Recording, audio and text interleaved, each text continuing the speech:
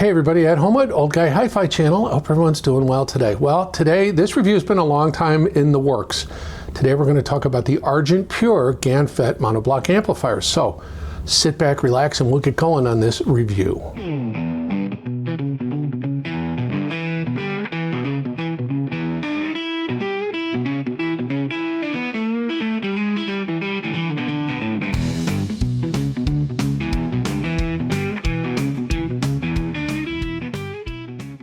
So what are the ArgentPur monoblocs? Well, it's a GaN-FET monobloc. They run $5,900 for the pair. I'll put some specs up here, but the highlights are 250 watts into 8 ohms, 500 watts into 4 ohms, and it is stable into 2 ohms, although it current limits back to 250 watts to protect itself.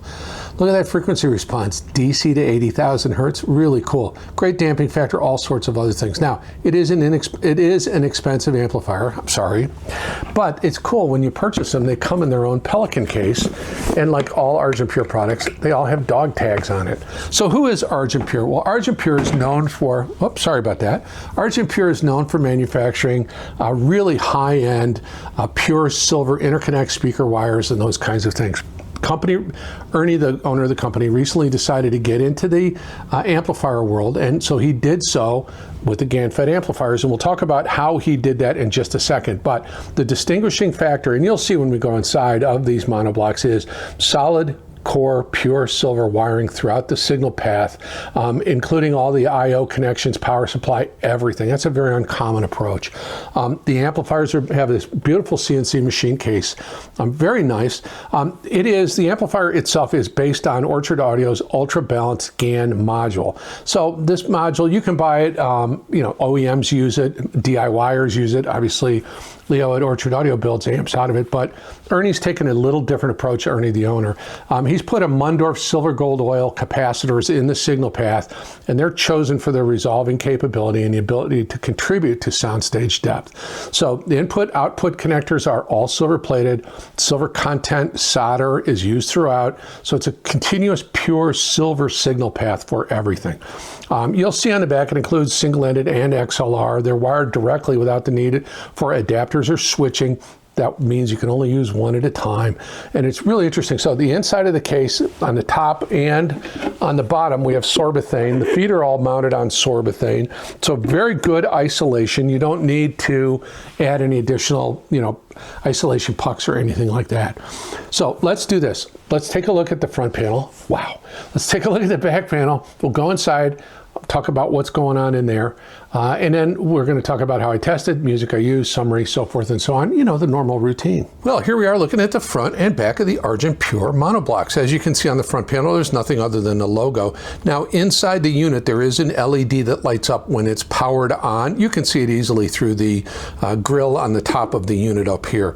Now, we're going to start on the right-hand side, your right. Speaker output, obviously, RCA in, XLR balanced in. Now, warning, use only one input at a time. You can't have them both connected. There is no switch to switch between the two. So if you're going to do it, use just one at a time. Here, IEC power socket, power master power switch. Now, note, if you use a large power cable with a big IEC socket on the end of it, it can obscure the power switch and make it hard to get at. Now, one thing you can do is these don't use very much power when they're at idle, so you can leave them on all the time so they're ready to go. That won't damage anything. But anyway, just a word of warning about that power switch. Now, let's do this.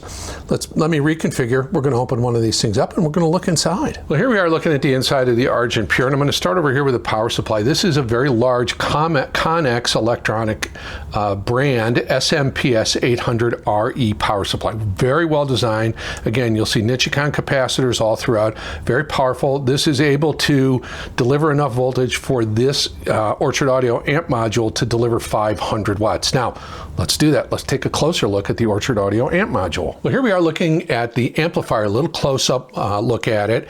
You'll see that it is an Orchard Audio 2X Star Crimson Ultra amp module. Now, Ernie from ArgentPur gets these from Leo at Orchard Audio, but then he modifies them with pure silver wire. You'll see all throughout. He adds a Mundorf capacitor in the signal path, and obviously a power supply. This is not an Orchard Audio source power supply, as we mentioned earlier, but he does do some nice modifications to it. So let's do this. Let's zoom in and take a look at at those gallium nitride field effect transistor modules. Here we have a little closer view of the actual GaN-FET devices, and there are 4. Now there's a little capacitor and it's kind of bonded to the top of that. I'm not sure what that is for. If I can find out, I will put it in the margin down here. But you'll notice there's 2 devices per channel. Now these are GaN systems, and GaN systems is part of Infineon. This is what's called a GS61008P bottom side cooled 100 volt E-mode GaN transistor. So it is a very high speed GaN-FET.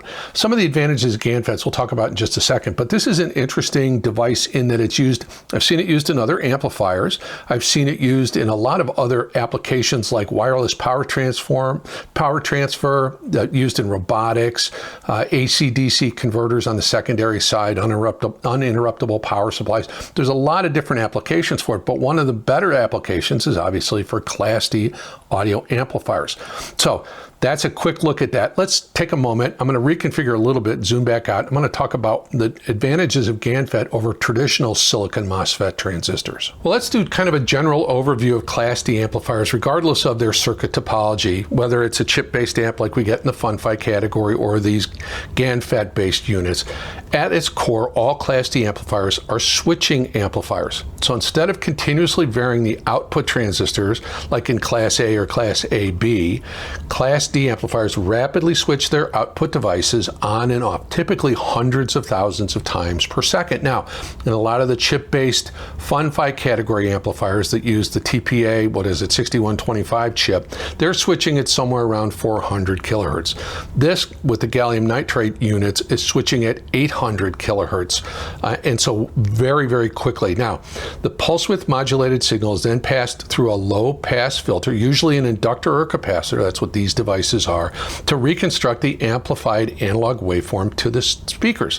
So in a GaN-FET Class D amplifier, the traditional silicon MOSFETs are replaced with gallium nitride field effect transistors. These transistors can switch much faster with less loss and lower stored charge, leading to a much cleaner and more precise signal amplification. So that's what these do. They switch at a very high speed, which means the switching noise is moved up way up in frequency so that the reconstruction filter can do so without any artifacts, theoretically, coming back into the audible range. So again, faster switching speeds, lower distortion and noise, much higher efficiency. These things are very, very power efficient. They're very compact, and they have improved transient response. So that's kind of an overview of Class D amplifiers, but specifically, in this case, a GaN-FET Class D amplifier. So let's seal this thing up, and let's talk about the music I used when I tested it, the gear I used when I tested it, and I'll give you my final thoughts. Well, as you can see from looking inside, these are really well constructed, very well thought out. Interesting use of all that silver core wire, silver solder, Mundorf capacitors, very, very cool stuff. So I've had these for quite a while, and I have them in with 2 other GaN-FET monoblock based amplifiers, the Live GaN-M monos and the Orchard Audio Star Crimson 25 Ultra Premiums. And so I had these all 3 at the same time. I tested them all rather similarly. I found, at least to my ear, using a tube preamp gave the best results. So for these, I used the Rogue RP5, I used the Black Ice F360, and I also used the Audible Illusions Modulus M3B, all tube-based preamplifiers, and I found that gave the best response. Now, when I used solid-state preamps, I used a Shitkara for a brief period. It was a little too harsh sounding. Class D, even the GaN-FET ones, have a little bit of an artifact, I think, and it's probably just me. They sounded really good. They're super clean, very detailed, and these are especially so. So I used them with those tube-based preamps, and I found that for my ear, gave me the best results. Now, as far as speakers, I drove everything I had in the house with them. So I used them on the big Wharftails. I used them on the Jamie Audio i602 Infinity stand mount speakers. I used them on the Magnapan LRS Plus. I used them on the Crichton, the CSS Crichton 3 TDX. That was a good combination. I used them on the big Martin Logans. Now, normally, a GaN-FET amplifier like Leo's little Star Crimson 25, you can't use on electrostatic speakers. He says no. But this module, no problem. So I did use them on the Martin Logans. And I used them with good results. As far as sources go, the typical stuff, Live Harmony DAC, I use the Pegasus 2 DAC. I use the Singzer SU2 DDC reclocker. For analog, I use my Fluence turntable. I use the Audio-Technica moving coil cartridge I have, and I use the Cambridge Audio Alva Duo phono preamp. So again, the tube preamps, I think, were what really made this work for me. So anyway, let's do this. Let me tell you a little bit about the music I used, and then we'll go ahead and talk about what I thought of the sound, and we'll get out of here. Well, the first album I used for this, and there'll be links in the video description to these for Qobuz and Tidal, was this Alan Parsons album, Try Anything Once. And this is a 1993 solo album, and it's kind of his first album after the Alan Parsons Project broke up. Very polished, very progressive pop rock sound that he's known for, but exposes, the album explores kind of a broader sonic palette.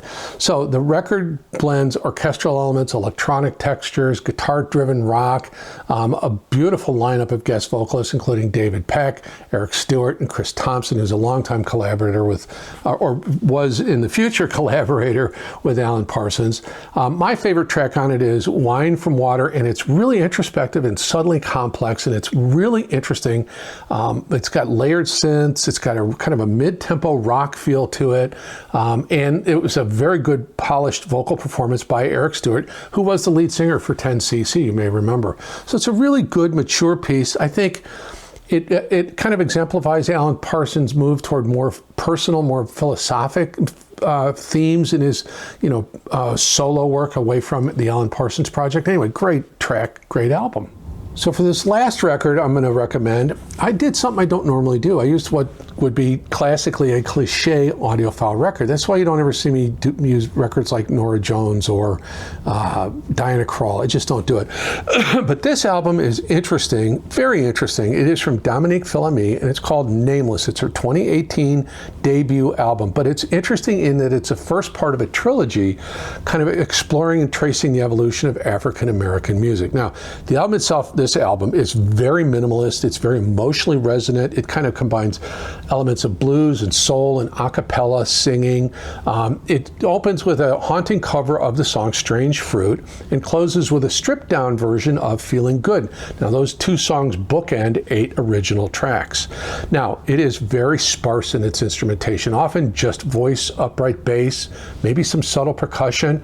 It keeps her vocals at the center, and she has a beautiful, beautiful voice, and it really gives her the opportunity to explore themes of identity and resilience and kind of a historical trauma with this clarity and power that she has. As I mentioned, it's the first installment in a trilogy of tracing the roots of African American music, and it really sets a contemplative tone.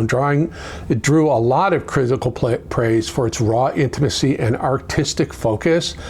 It's a really understated production, emotionally direct delivery. Wow, it's really emotional. And it just marks her talent and her ability to have this really compelling voice and this very interesting take on contemporary music. It is beautifully recorded, and if you listen closely, her voice, I mean, it sounds like she's right on the microphone in that, and her voice is like right in your ear. It's beautiful. So let's discuss my thoughts on these amplifiers. So what's my assessment of the ArgentPur, GaN-FET Monoblocs? Well, I think gallium nitride field effect transistors represent kind of an evolutionary step in high performance amplification. And I think ArgentPur's implementation here stands out as being a bit ambitious with the silver wire.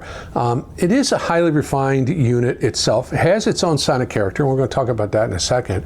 I think, many GaN-FET amplifiers prioritize compact form factors. These are not large, and efficiency gains, but these monoblocks incorporate those ideas within a framework that emphasizes mechanical integrity and really high quality component selection for what is really an audiophile grade amplifier.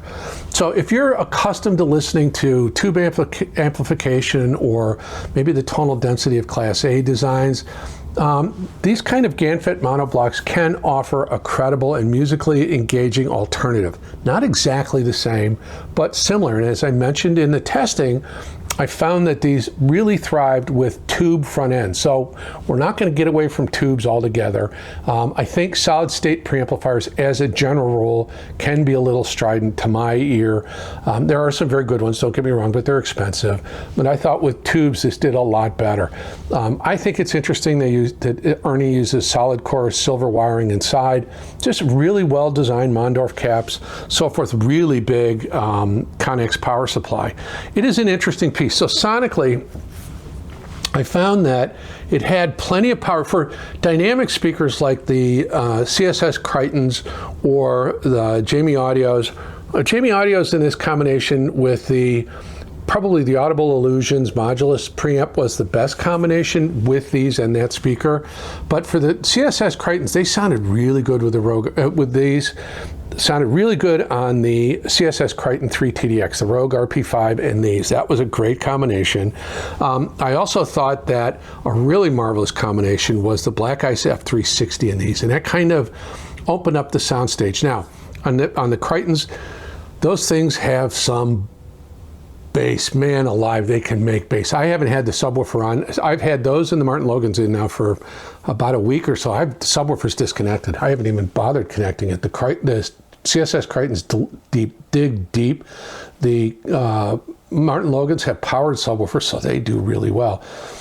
With the Crichtons, these amplifiers shine. It had the power to drive those things to just beautiful levels and loud and clean and crisp. And the Crichtons have a soft dome tweeter, so kind of a little bit of a softer top end. Really beautiful, really wonderful sounding speaker. And that was a good combination. This, the F360, and the Crichtons, the 3 TDXs. Now with the Martin Logans, I found that the Audible Illusions modulus in these worked better with the Martin Logans. Again, plenty of power. The electrostatic panels on the Martin Logans don't require a ton of power. They're not super hard to drive. There's a big transformer inside to drive them to step up the voltages to what the electrostatics need. There's also an amplifier inside for the subwoofer stuff and bass management. So these didn't have a whole lot of work to do, but they provided a good clean signal, and I thought they sounded really good on the Martin Logans. Again, my preference was with the Audible Illusions modulus. So to sum this all together, these had plenty of power to drive anything I plugged them into. I thought they sounded the best, depending on the speaker, absolutely sounded the best with a tube front end, whether it was the Rogue RP5, the Black Ice F360, or the Audible Illusions modulus M3B. That's what really made these things, and it was just kind of finding the synergy with the right speaker product. And so I think these have good power. They have excellent drive. They're super clean. They can be I found on the F360 that they're very detailed, not overly detailed, but an awful lot of detail in the mid and upper frequencies. If you love detail, that's a great combination. If you really love detail, use a solid state preamp with these and you'll get all the detail in the world. But I can't recommend these with a solid state preamp like a Freya or a Kara, running into anything like a B&W or a Kef or a Focal speaker. It'll tear your ears out. It's just be too much energy in that upper frequencies. But anyway, well built, great sounding, really compelling, very interesting amplifiers for sure. The ArgentPur the GaN-FET silver wired monoblock amplifiers. Well, hopefully you enjoyed the video. Hopefully you'd be willing to give me a like and your subscription. That would help a great deal. I'd like to thank my channel members, my subscribers, and my viewers. You guys treat me quite well, and I appreciate that. There will be a link to the ArgentPur website. I have no affiliation with them. If you want more information, you can reach out to them there. There will be a channel membership link in the pinned comment and in the video description if you want to join the channel and support the channel. You can also use the thank you button at the bottom of the video window if you're watching in a browser on your device or on your computer. I'd appreciate that. There will be links to both Tidal and Qobuz versions of the two albums I used in this review. There are some additional affiliate links updated in the video description. You guys know the drill on that. There's also a link to the community post playlist. There's some wonderful music there. Please check that out. I think that's it. No, comment. Let me know your thoughts. Gallium nitride is really interesting. I think we're going to see a lot of cool products coming in the future. I think it's evolving quickly. I think it holds some promise. I think currently right now I found it best with a warmer front end, tube front end, but I'm sure that will change soon. And no, an SMSL GaN-FET amp is not in the same category as these, so we'll leave it at that. But comment, let me know your thoughts about GaN-FET. I think, again, it's very interesting and compelling. I think that's everything I need to say. Yeah, it is. So please like, please subscribe. Please follow me on Instagram if you want to. Comment. Don't forget to do that. My name is Ed Homewood. This is the Old Guy Hi-Fi channel. And guess what I'm going to say?